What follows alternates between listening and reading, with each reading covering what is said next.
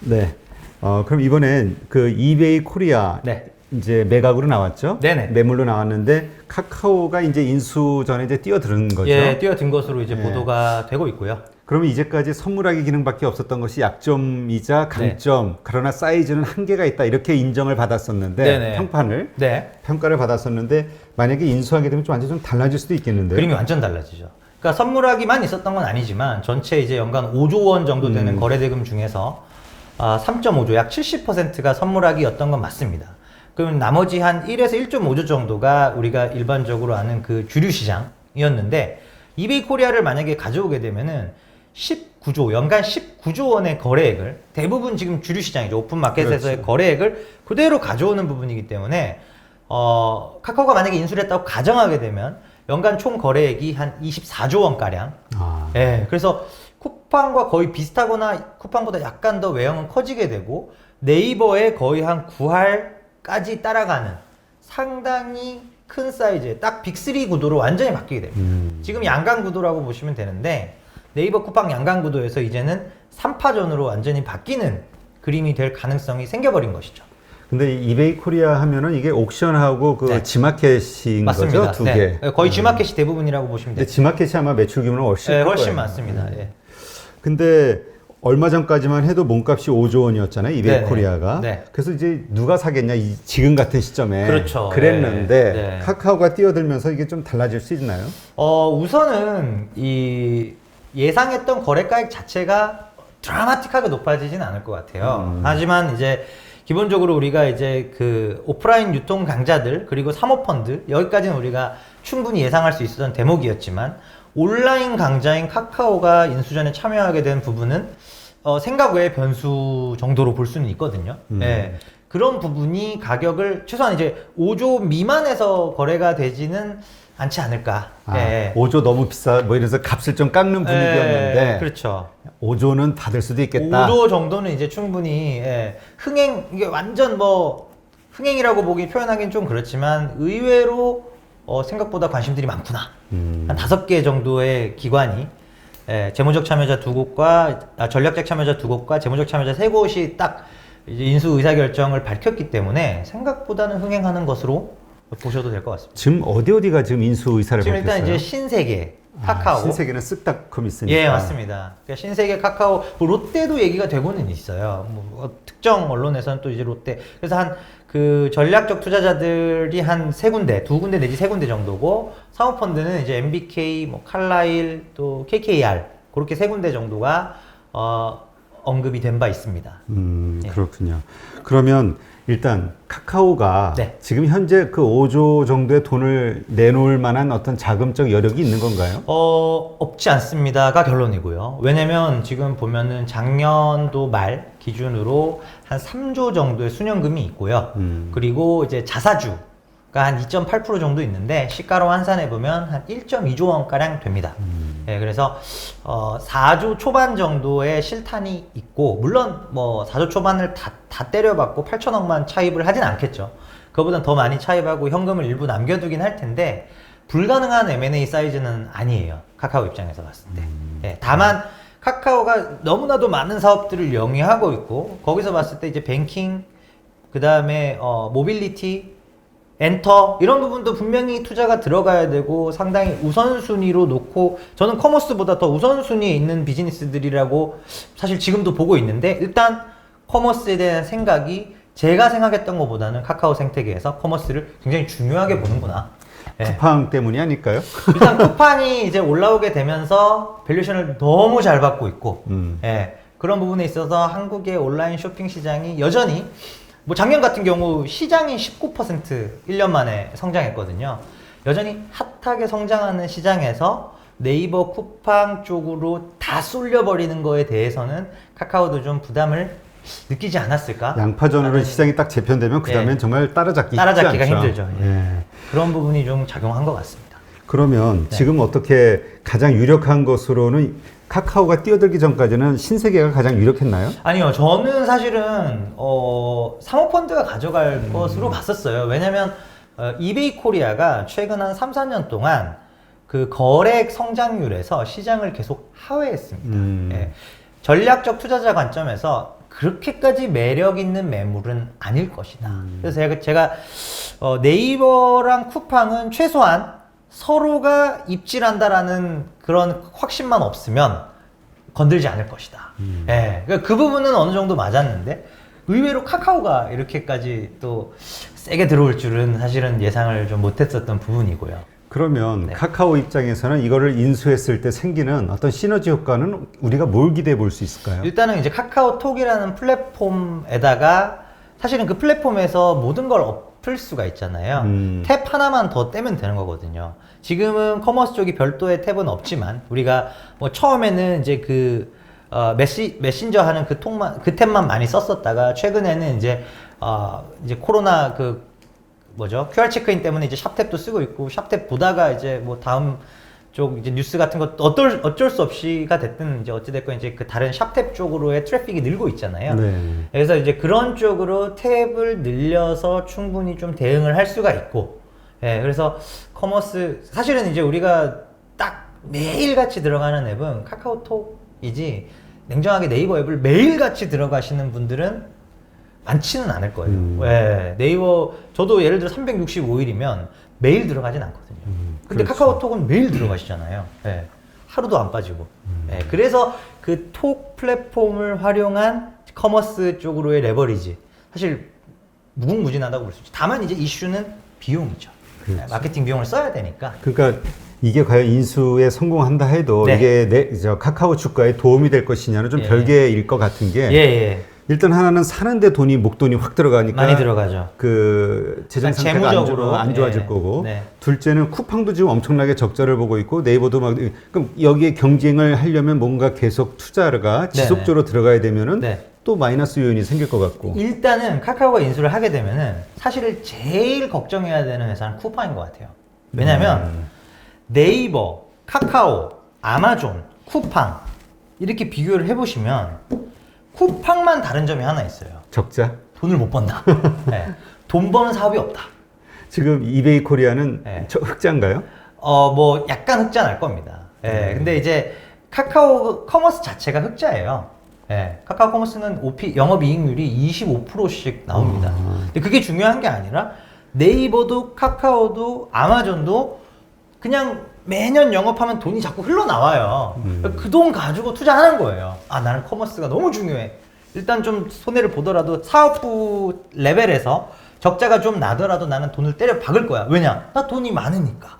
근데 이제 쿠팡 입장에서는 요번에 이제 한 3.5조 정도 자금이 정말 가뭄의 단비 같은 큰 돈이 한번 들어오는데 이 돈 가지고 뭐 미들 사이즈의 M&A 하나 뭐 1조짜리 하나 하고 2조 5천이면은 한 4년치 5년치 설비 투자액이거든요. 그 5년 뒤에는 어떻게 할 거냐는 거죠. 네. 계속적으로 어떤 치킨 게임 또는 맞불 작전으로 간다고 봤을 때 네이버, 카카오, 쿠팡 셋이서 달리기 시합 시작하면은 누가 끝까지 달릴 수 있느냐? 사실은 네이버랑 카카오는 계속 치고받고 싸울 수 있는데 쿠팡은 미안한데 돈 다 떨어졌어. 예. 그 캐시카우 비즈니스의 존재 여부 이게 가장 사실은 관건입니다. 사실 이 업계가 그랬잖아요. 쿠팡하고 예전에 티몬하고 뭐 네. 위메 등 많았었죠. 예. 이렇게 했을 때 이 네. 치킨 게임에서 누가 살아남을 것이냐. 결국은 뭐 손정희 회장이 밀어주면서 그럼요. 살아남을 수 있었던 건데 네. 이게 앞으로 계속 지속이 된다 그러면 네이버와 카카오를 감당하기 쉽지 않겠네요. 쉽지는 않죠. 그리고 쿠팡 같은 경우에도 보시면은 2018년도에 그 소프트뱅크 자금이 대규모로 마지막 투입이 되고 나서 2019년도와 20년도 즉 최근 2년 동안은 기관 투자자의 대규모 펀딩이 없었어요. 네. 즉 2018년 3년 전에 들어왔던 그 2.2조 원의 마지막 펀딩 20억 불 그게 똑 떨어지면 어떻게 보면 작년도 같은 경우는 차입을 약간 늘려서 대응을 하긴 했거든요. 예. 그 정도로 에쿼티 투자하는 사람들 입장에서 최근 2년 동안 쿠팡은 메리트 있는 물건 아니었다는 거죠. 예. 그런 상황에서 이번에 정말로 뭐 다행으로 잘 상장이 되기 때문에 그 부분에서 이제 대규모 자금이 한번 유입이 되는 것이죠. 예. 작년 말 기준 돈이 1,000억밖에 없는 회사입니다. 아슬아슬했네요. 아슬아슬했죠. 네, 사실은. 또 사입해가지고 돌려야 되니까. 그렇죠. 사실은 아슬아슬했다라는 표현이 맞습니다.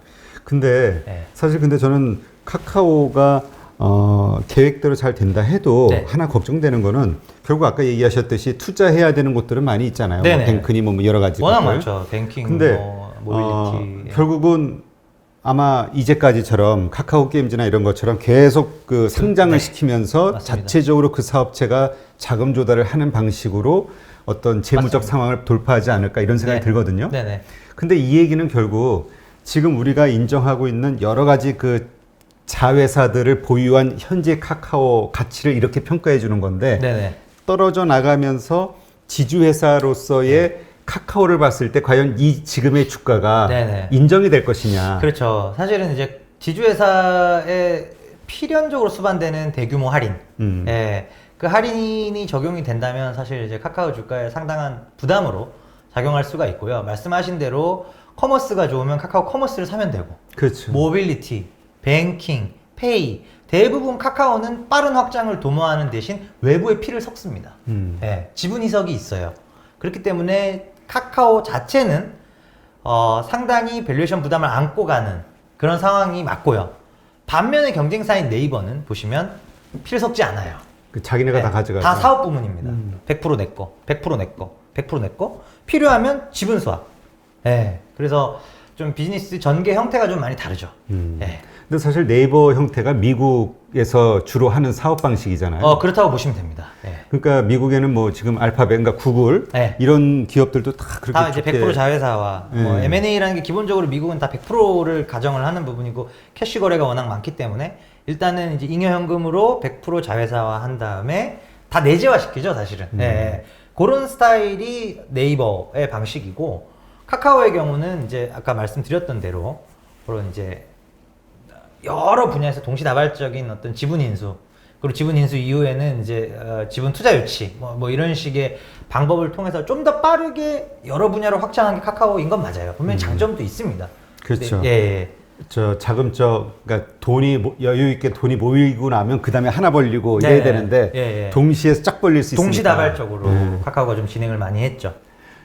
그런 면에서 봤을 때 카카오와 네이버 네. 어느 쪽이 더 투자 가치가 높다고 보세요? 저는 네이버가 투자 가치가 높다라고 말씀을 드리고 현 있고요. 시점에서 현 시점에서 그렇죠. 예. 이유는 일단 네이버의 경우가 말씀드린 대로 그 쇼핑, 금융, 콘텐츠 같은 것들을 다 100% 컨트롤하고 있는 상황이고요.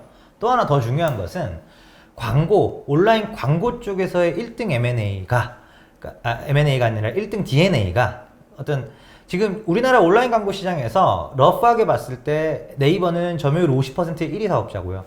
카카오가 점유율 한 20% 수준의 2위 사업자거든요.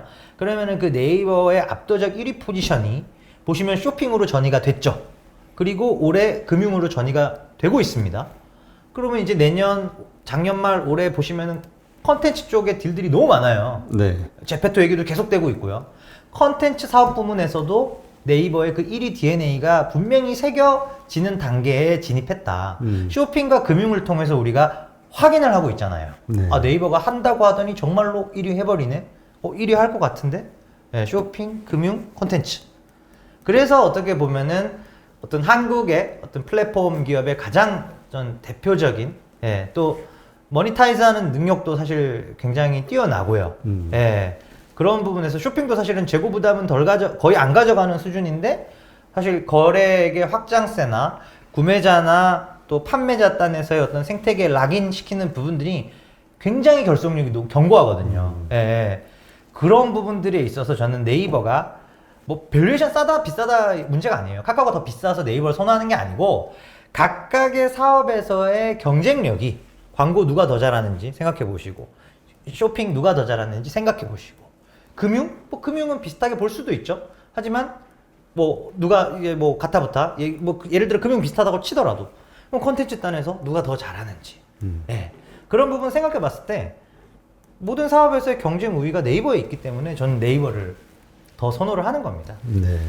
근데 이런 그 시장의 어떤 우려에는 어떻게 생각하세요? 네. 지금 중국에서 벌어지고 있는 게 이제 알리바바가 네네. 엄청난 기업 가치를 받았지만 네. 이번에 이제 중국에서 어떤 그 뭐죠? 법적인 그 어떤 그 규제가 만들어지면서 분리를 하잖아요. 네네. 금융과 이제까지 그 우리가 네이버 금융, 카카오뱅크 뭔가 핀테크라는 개념으로 기업 네. 가치를 높게 줬던 거잖아요. 네네. 사실 금융이라는 섹터로 보게 되면은 네. 되게 퍼가 낮으니까. 많이 났죠. 근데 지금 알리바바가 그러니까 중국에서 시도하고 있는 것이 이런 테크와 금융을 분리하는 네네. 그래서 이제 각각의 어떤 네. 그래서 이제 알리바바가 이제 이러한 것이 적용돼서 앞으로 다시 재상장이 될 때 그 기업 네. 가치가 얼마냐에 확 떨어져 따라서 있을 것이다. 네. 근데 이제 엄청나게 떨어질 걸로 예상을 하고 있잖아요. 네네.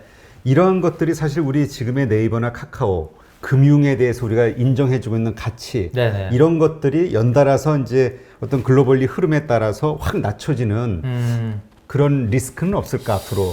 뭐 분명히 이제 글로벌 밸류에이션이 뭐 네이버 페이가 됐든 뭐 또는 이제 카카오페이가 상장을 하게 될 때 영향을 미치긴 할 겁니다. 다만 시장에서 지금 가정하고 있는 부분들이 사실 그렇게 글로벌 피어들 그 글로벌 게임 체인저들만큼의 높은 밸류에이션은 아니라고 보거든요. 네이버 금융 부분도 그렇고 카카오페이 쪽도 한 10조 정도를 얘기하고 있어요. 10조나 10조 이하 정도 물론 이제 카카오뱅크는 빼고요. 페이 쪽이나 여러 가지 대출 쪽, 뭐 지금 최근에 이제 신용카드업까지 진출을 했죠. 네이버 같은 경우에. 그런 부분들을 다 합해서 한 10조 정도를 좀 밸류를 반영을 해둔 거기 때문에 충격이 오더라도 사실 전체 네이버 지금 시가총액이 뭐 한 65조 정도 되지 않습니까? 60조에서 65조. 거기서 10조에서 빠져봐야 뭐 1, 2조 아니겠습니까? 예. 그러면은 2조 빠져도 60조 중에 뭐 한 3%? 예. 그래서 영향이 그렇게 크지는 않을 것 같아요. 예. 하여튼 생각지도 못했던 일들이 자꾸 뭐 이렇게 벌어지면서 맞습니다. 또 미국에서도 그 플랫폼 기업들에 대한 반독점 규제 네네. 이런 것들이 지금 어차피 상정이 돼 있는 상황이고 네네. 뭐 중국은 이미 뭐 시동이 걸려 있고 네. 이런 것들이 결국은 우리 플랫폼 기업들에게도 어떤 나중에 영향이 오지 않을까? 뭐 네네. 미리 걱정할 필요는 없겠지만 그렇죠. 예, 하여튼 그럴 가능성도 있을 것 같아가지고 예, 맞습니다. 예. 알겠습니다. 하여튼 그래서 이제 요즘 시장 조정을 받을 때 카카오 주가가 좀 많이 떨어졌잖아요. 예, 뭐 네이버도 같이 조정을 받고 있죠. 네. 뭐 완전 다르게 가진 않는데 이제 정도의 차이는 있겠죠. 예.